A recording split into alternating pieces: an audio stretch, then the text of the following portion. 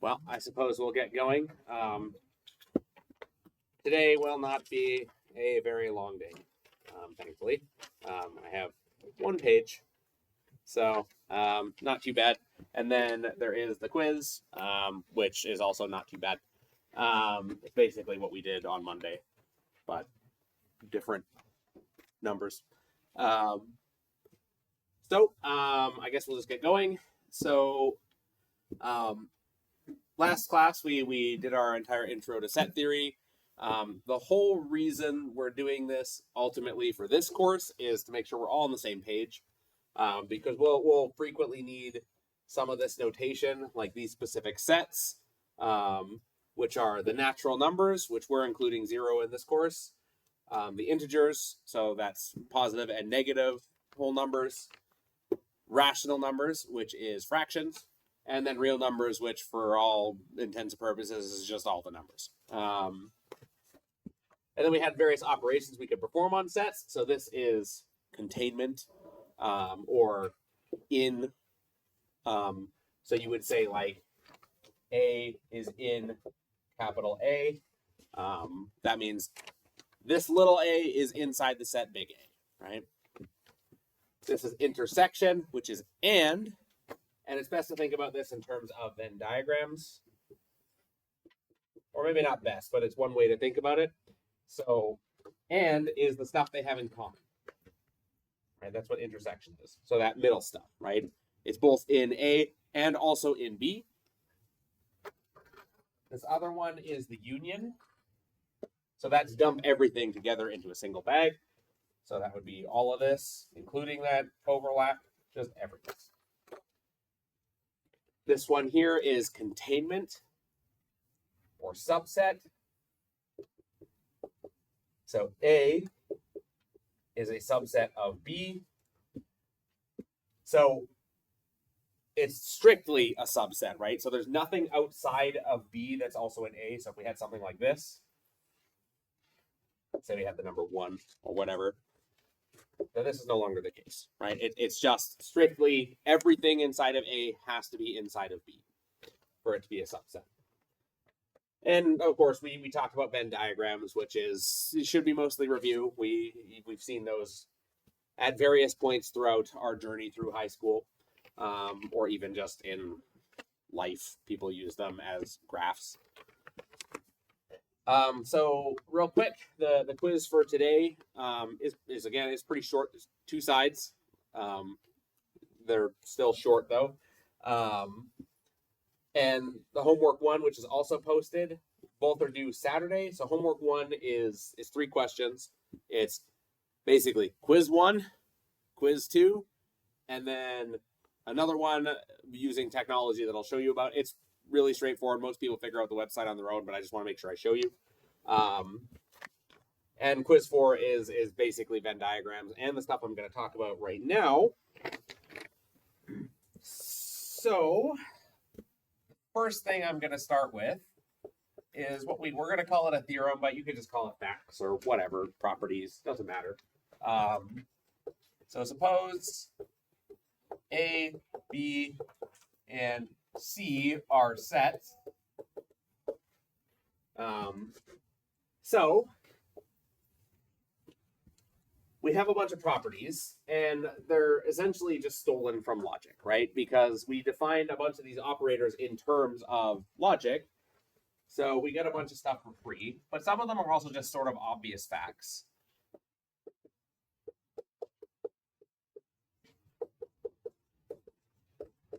So A, the intersection of A and B is contained in A, and it's also contained in B.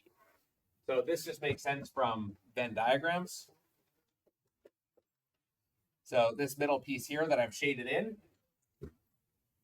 that is obviously contained in A because it's just a piece of A.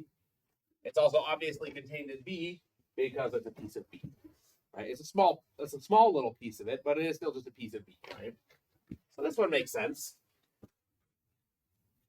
A is contained in A union B, and B is contained in A union B for the basically similar reasons. right? So this whole thing, all of the circle, that's A union B, right? We took everything and we dumped it together. So we shaded everything in. So if we think of this entire shaded region, obviously A is a piece of that, right? The whole shaded region, B is a piece of that. And that's all that's the same, right? The proof of this is literally the Venn diagram. It's, hey, take a look at the picture. That's clearly how it works out. So we also have distributive property.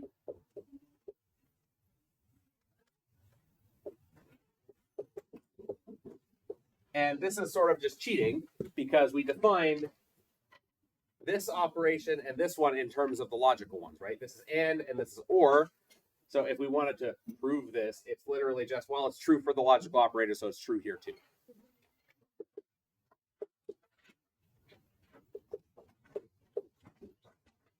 Oops.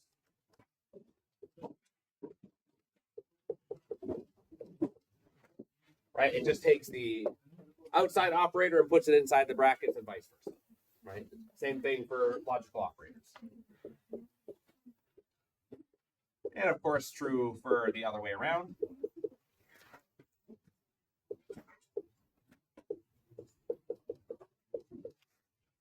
Makes sense. Another one related to complements. So if we take the complement of A intersect B, well, let's just think about that. So this is our A intersect B, right, that I've shaded in there. So what this is saying is take all of the stuff outside of that, right? So that's going to be all of this, and of course, everything outside of it. Right? So what this is, it sort of uses De Morgan's laws. So we take the complement of each set and then the opposite operation. So let's think about what this would be. So the complement of A is everything that's not in A. So that means all of this, and of course, all the stuff outside. Now what's the complement of B? It's everything that's not in B, and also all the stuff outside. So we dump all that together, we get the blue stuff and the green stuff without the black stuff in the middle, and also everything outside. So these are the same picture, right? The same regions ended up shaded here. So it makes sense that we swap this operation, and it also makes sense because this complement was defined just with the logical not operator. So when we distribute the not into and, it turns into or, right? And that's basically what happened here. So unsurprisingly, we've also got the opposite. When we switch the signs, we get that. Okay, great. Where's my eraser? Why is it here?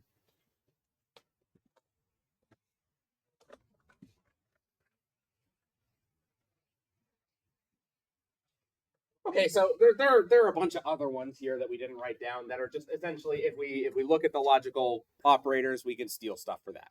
So another example would be A intersect B is the same thing as B intersect A.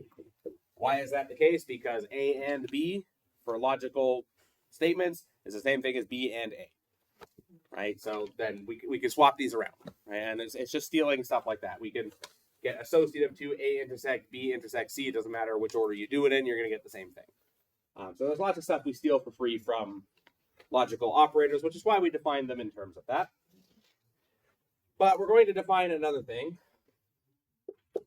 If A and B are two elements,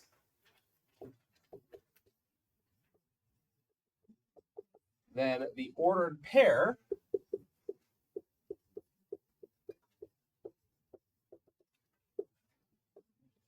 or tuple, which again, same. There's a reason why it's called that in Python. Satisfies the property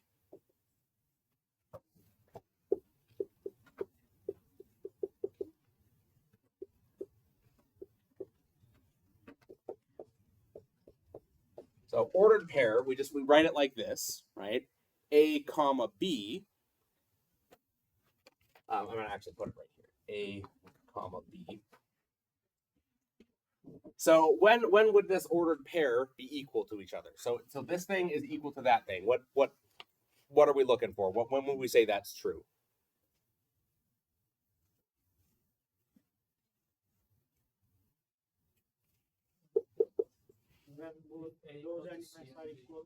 Yeah. Yeah. Exactly. Just when the components are equal, right?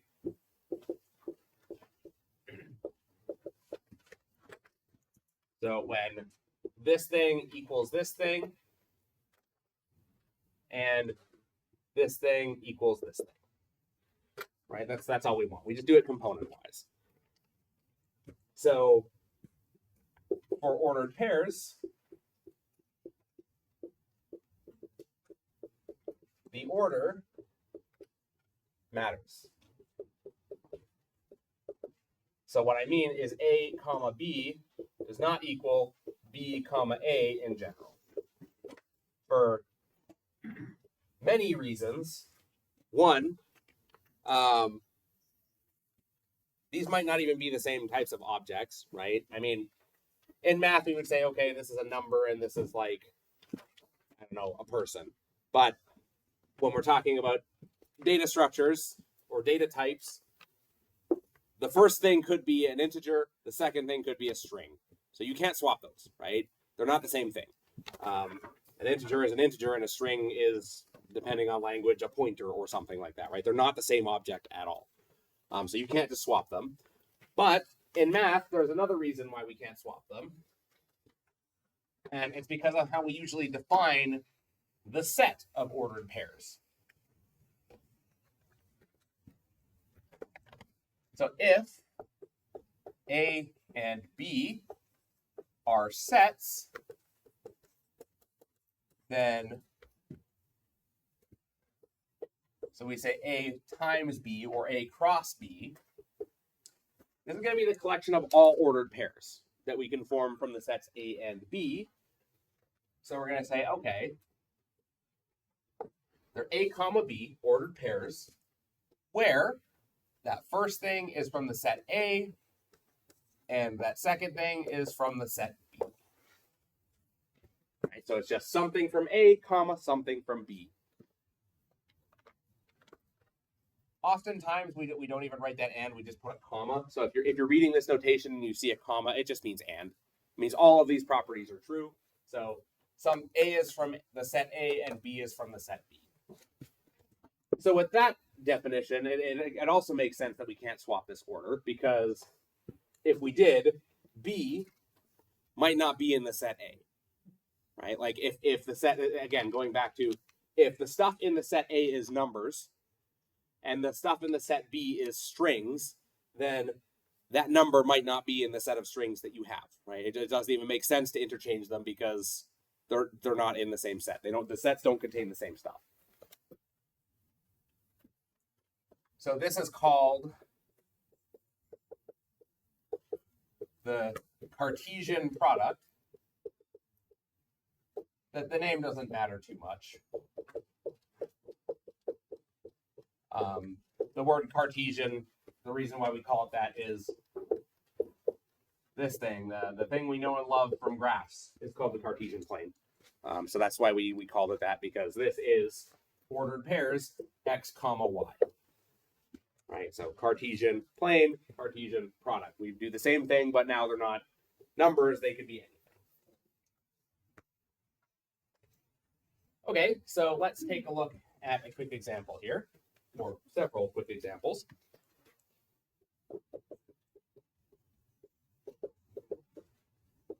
If A is the set R, S, T, and B is the set, I don't know, give me some stuff, objects, numbers, I don't care what they are, anything. Chair, okay, why not, sure. I guess we're doing strings. Give me another string.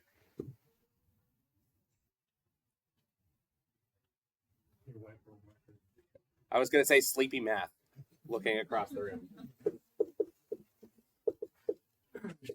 I know it's especially bad today because web dev was canceled, so some of you have been here all day doing literally nothing until this class. So we're gonna go with sleepy math. So then if we form the Cartesian product, this thing, so it's all of the ordered pairs where the first thing is from the set A and the second thing is from the set B. So let's use colored markers here, which, by the way, I only use the colors to emphasize things. So if you happen to be colorblind, which in a group of, I have 2 classes, 90 students, someone is, I just use them for very vague emphasis. I don't depend on them. So we're going to take something from A, this first one, and then we're going to take something from B, the second set. So in this case, chair. And we just have to write down all of these, right? So every possible combination of something from the first one, comma, everything from the second. So, okay, we started with R. Let's do the other one, R and sleepy math. Which, now I'm mad at myself for using something that's so long because I have to write it every time now. Okay, so we did R. Now let's do S. S, comma, chair. S, comma, sleepy math.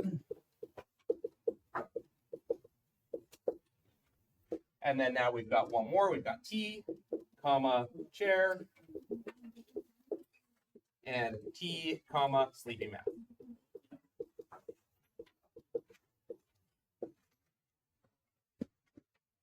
Okay, so we can easily see how many things there are going to be in this set, this bigger one, because in this set, we had 3 choices. In this set, we had 2 choices.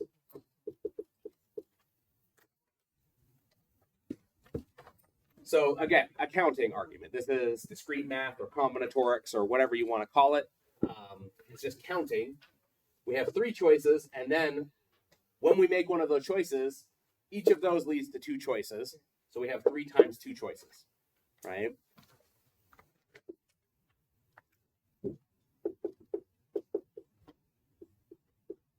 So we can, ahead of time, know how many we have in this set, right? There's 6 choices total. So it's easy to see if you missed one, right? Because you just sort of enumerate all the possibilities, right? If I pick an R, now I have to do both of these. If I pick S, I have to do both, and then so on, right? So the point here is it's this number of choices times that number of choices. Okay, there's a couple of other examples though.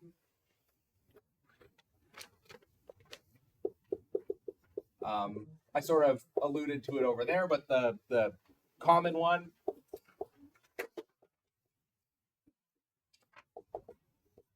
is called the XY plane or Cartesian plane.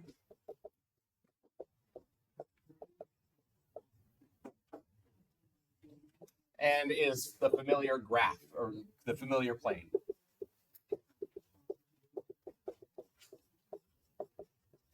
So that's the one with XY coordinates.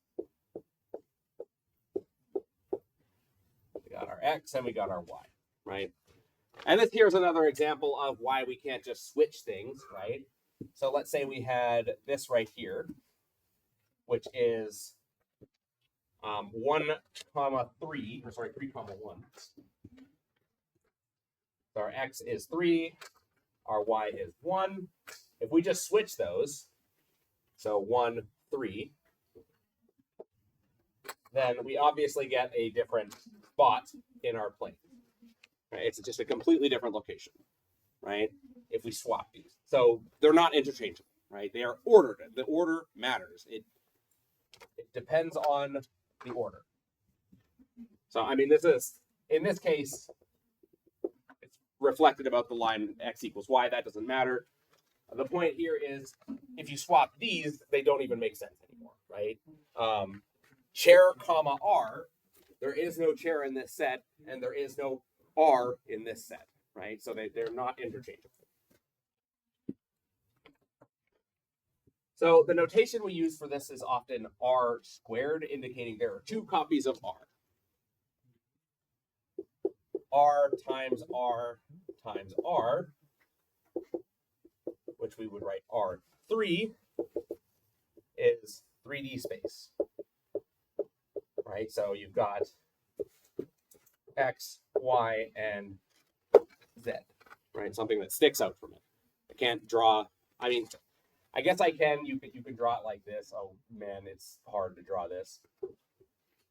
So this is X, Y, Z. So you can draw 3D plane kind of ish, but yeah, it's what you would think, right? It's the thing that sticks out. So we often are interested in going further than this. Rn means n copies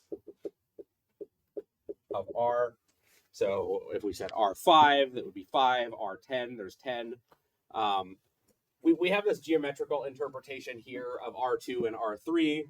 We also have one for R4, but it's really hard to visualize because we live in three-dimensional space for, you know, rotation and coordinates. So we can't really visualize it.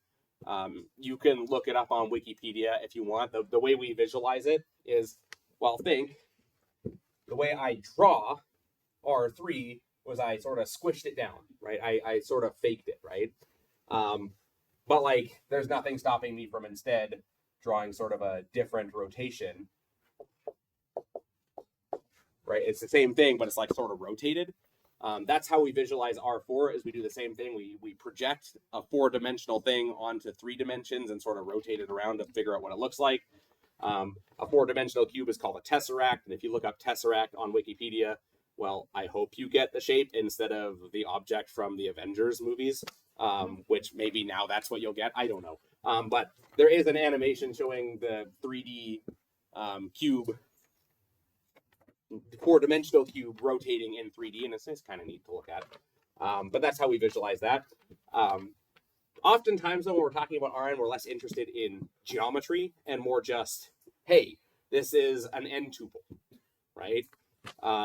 So we have 5 coordinates. That's a 5 tuple. It has 5 pieces in it, and it represents 5 different things, right? It's like the most common thing in when we care about 4 dimensions, R4, is X, Y, Z coordinates and then a time dimension, right?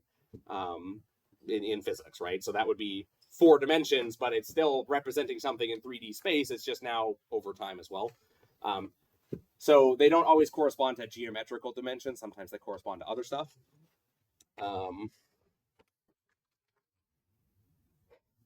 So yeah, that's actually all I have for that. I just wanted to finish that off, talk about Cartesian stuff and specifically ordered pairs, because I'm going to need the idea of ordered pairs for talking about graph theory when we get there, which is going to be in a week or two. So the things I want to talk about real quick, I just wanted to show you this logic thingy. So this is for the first project. So it's drag and drop, right? It's a logic gate simulator. So you could add another input, and let's say you wanted to add an AND operator. So you go ahead and you add an and then you just drag and drop them to connect them, like any other kind of sort of diagram visualization tool. And you just kind of move stuff around. And then in the assignment, I'm like, okay, well, you've got like 4 inputs or something like that, and do it when it's like true, true, false, true. So in this case, I've done it with true, false, right? And you can disconnect stuff and move it around. Let's take a not. So it's easy to fix, you know, stuff like that. So let's say I said, okay, what's it for false and true? Well, it's true, right? The output is true. So and my initial idea for this, and maybe I'll still do it on like the final project, was for you to play around with it and build half adders and then full adders, which is I mean, there's more complicated ways of doing it with carry bits and stuff like that, but it's essentially what, you know, microprocessors do to add bits. They use these gates. So I was going to have you build that so you can get an idea of like adding stuff, but it's kind of complicated and gross looking. So I was like, that's not really suitable for like a first assignment. So I just have you play around with the tool. And then for the final project, I might have you make something more complicated in it and see how it matches addition of binary. The other thing I wanted to show you was Wolfram Alpha. I sort of mentioned that, you know, use the right tool for the job. Now, this is really funny, actually. So, which just shows why you probably shouldn't use ChatGPT for this stuff. So I actually did this exact example in class. The previous class, ChatGPT was wrong. It actually produced the wrong table. Oh, great. Okay, now I can show you. So here, this is the truth table for this. This was actually the homework, the previous quiz, quiz 2, which most people either got right or maybe had like a minor typo on it. Here is what ChatGPT thinks the truth table is. So we've got 4 false values. Well, that's not correct at all, right? It's not that. But this is the funny thing is I just asked it this now. At the start of class, I also asked it. It gave a different answer. There's now 3 false values. And I mean, I'm sure you've heard about generative AI hallucinating. That's essentially what it's doing. Hallucination just means it's trying to statistically find the most likely response to it. It does not have something that actually matches what you're asking, so it guesses, right? And guessing is like, unless you understand, there's no way for you to know whether or not it guessed, right? Like here, it's a different answer than here. So trying to use ChatGPT to do math problems is a bad idea, because how do you know, like this first one, it actually is the correct answer, but this one isn't. So how do you know, right? If you don't understand, then it's the same to you. So it's a bad tool. But I'm not going to tell you to stop using a tool without giving you a new one. So this is great, because it does all kinds of complicated math, right? So sure, we've got truth tables here, but like, let's say I want integral of from 0 to 1 of squared over x plus 1. This is if you know calculus, this is an exceptionally complicated integral. If you know anything about calculus, this has the zeta function in it. So already we're involving complex analysis. It's a very complicated integral. Let's see what ChatGPT thinks it is, as an example. Can it do it? Okay, well, starting with a series expansion, that's different than what it did in my other class. So it's doing series expansion. Oh, wow, it did it right this time. No, it didn't. So it still got the wrong answer. But it has the right kind of idea. It's using a series expansion and then estimating it with the Riemann zeta function. The other one, it started talking about something called Dirichlet series, and it was super wrong. Again, I got a negative answer.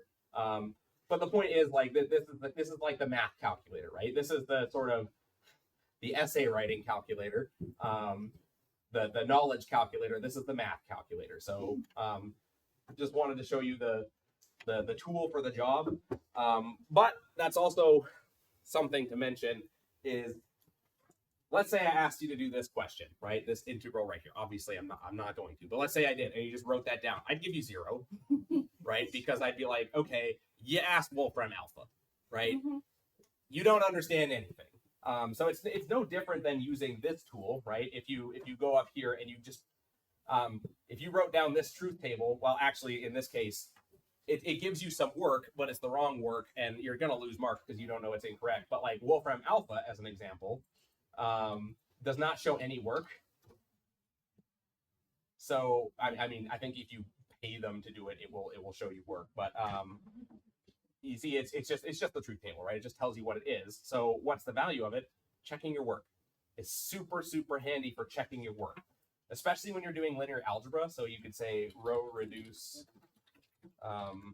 and see, it's suggesting things, right? It'll help you figure out what input you want. But like right here, it did our row reduction. So it doesn't show you any of the steps, But you see here, if you click step-by-step solution, it's like, hey, you should pay us to get the answer. So you can if you want, whatever. But the point is, it's still really helpful to check your answer because you just go boom, boom, boom, type it in. Does it match what you got, right, when you went through the steps? If the answer is yes, then, well, either you did it right or lightning struck like 5 times and you did 5 different wrong things to get the right answer, which is impressive. So you got it right. If what you just typed in matches your answer, you did it right. You got the right answer. So it's just useful for like sanity checking, right? Checking your answer to make sure it's the correct answer. So I just wanted to show that off to help you to say, hey, if you're stuck on a math problem and you're trying to like see if you got the right answer, use this one. It's going to save you so much more pain than asking an AI that hallucinates incorrect answers and you don't understand it, so you don't know if the answer is incorrect or not. In fact, I at one point considered having an exercise of, ask ChatGPT this problem and then correct it. But the problem is sometimes it's right. So if I say, hey, ask ChatGPT for this answer and then correct it, and then it gives you the correct answer, there's nothing for you to do, and it's like it's random. That it gave 2 different answers in the same like hour block, right? So you can't predict it. So it ends up not being an interesting exercise. Well, it's an interesting exercise, but one that I can't. I'd have to make you do it for like 5 different problems, and then it's like, oh, this is really tedious. But anyway, that's all I have. So, well, that's not true. I have a gift, and it's math, which I always have that gift. Which I mean, I promise for the last like week of class, I don't have an advent calendar of math. Although maybe I should make one. Right? Would you like every day for me to send you an email with like, here's a fun little math problem? I will block you. That's fair.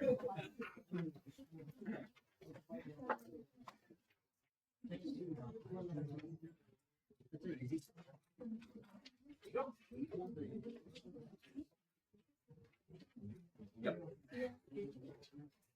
Yeah, there you go. And you'll see it's basically what we did on Monday. So, you betcha.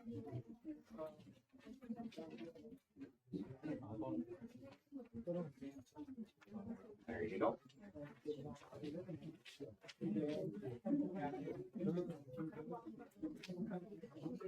There you go.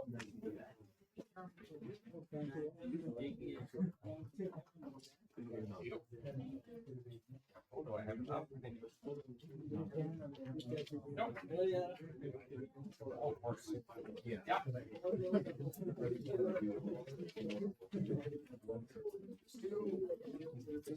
And 2 more. Print it off the right number.